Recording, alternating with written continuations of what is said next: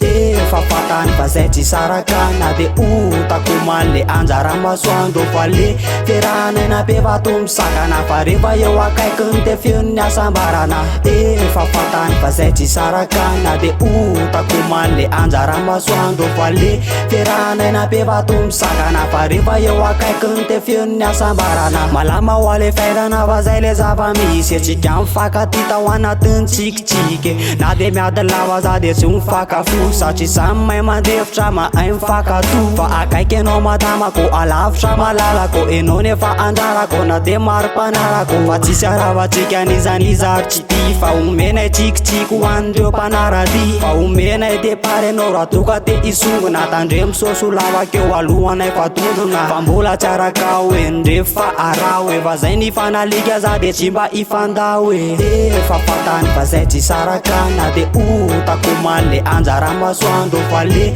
fiarahana be vato misakana fa rehefa eo akaikiny de feon'ny asambarana. Efa fatany fa zay tsy sarakana de otako male anjara masoandro fa le fiarahana be vato misakana fa rehefa eo akaikiny de feon'ny asambarana. Fa samy manao zay ka de tsy mifampitendry fa moty familiala ohatra mba andrely fa mime fitiavana rehefa eo amin'ny tanàna rehefa ivela mifarotra ndraindray mifanatala fa tsy mifankafo zay ho mahay mifankato zay ho anatao ifankaty zay ho ana de tsisy pitiaza fa tsisy aravatsika nizanizary tsy ty fa omenay tsikitsiky ho andreo mpanaraty fa omenay depart anao raha toka te isongona tandre misoso lavakeo alohanay fa tondrona fa mbola tsy araka hoe ndrefa ara hoe fa zay ny fanalika za de tsy mba ifanda hoe efa fatany fa zay tsy sarakana de otako male anjara masoandro fa le fiarahana be vato misakana fa rehefa eo akaikiny de feon'ny asambarana.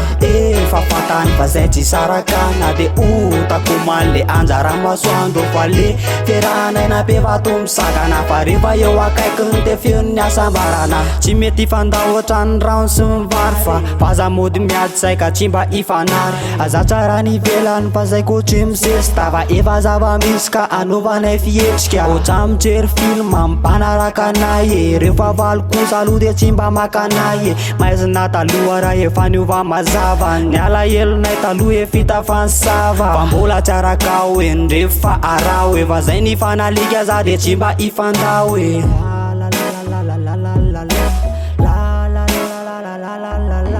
efa fatany fa zay tsy sarakana de otako male anjara masoandro fa le fiarahana be vato misakana fa rehefa eo akaikiny de feon'ny asambarana. Efa fatany fa zay tsy sarakana de otako male anjara masoandro fa le fiarahana be vato misakana fa rehefa eo akaikiny de feon'ny asambarana.